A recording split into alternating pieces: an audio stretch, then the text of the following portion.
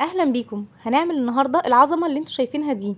تعالوا بقى نعمل مع بعض طاجن ام علي، حاجه كده قمه في الجمال. ولو جايلك ضيف على فجأة هتعمليه في 5 دقايق بالظبط، وكمان بيتاكل دافي. انا من الناس اللي بحب اكله دافي جدا، وكمان من الحاجات الحلوه اللي مفيش اتنين بيختلفوا عليها.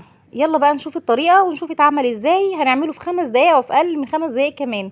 اول حاجه معايا نص كيلو من الملفيه، والملفيه دلوقتي بقى متوفر في كل مكان، حتى عند الناس بتوع الكنافه والبسبوسه بيكون متوفر كمان. دلوقتي انا حطيت نص كيلو من الملفيه زي ما انتم شايفين كده، والبديل بتاعه ممكن جلاش متحمص او رقاق. نزلت عليهم بمعلقتين كبار من جوز الهند ومعلقتين كبار من الزبيب. معايا هنا بقى لتر من الحليب، نزلت عليه بكوبايه من السكر، وعليه معلقه صغيره من الفانيليا السايله. الفانيليا السايله بتفرق في طعمه قوي وبتخلي طعمه حلو جدا.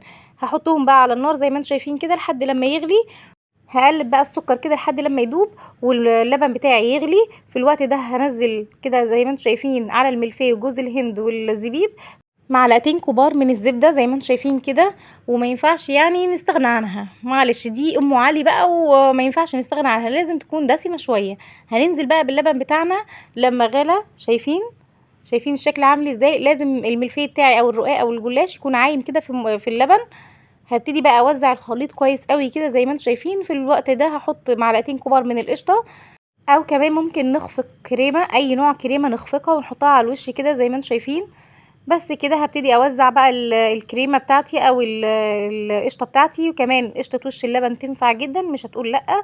مع الزبده كده زي ما انتم شايفين هوزع القشطه كويس قوي. وهبتدي بقى انزل بمعلقه صغيره من الزبده من على الوش كده عشان تعمل الجراتان الحلو اللي انتوا شفتوه في اول الفيديو زي ما انتم شايفين كده. هبتدي بقى ادخله الفرن. هولع الفرن من فوق اللي هي الشوايه بس مش اكتر، مش هتشغلي الفرن من تحت علشان الملفيه بتاعك ما يشربش اللبن. زي ما انتم شايفين كده مش هياخد بالظبط 10 دقايق في الفرن وهتلاقوه اخد الجراتان القمر اللي انتم شايفينه ده.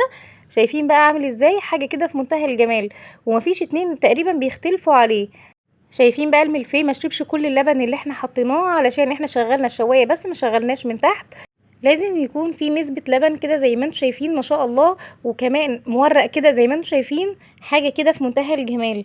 ولو اي بنوتة صغيرة لسه مبتدئة هتعمله بكل سهولة وهيطلع ناجح معاها ورائع وممتاز وبالشكل اللي انتم شايفينه ده.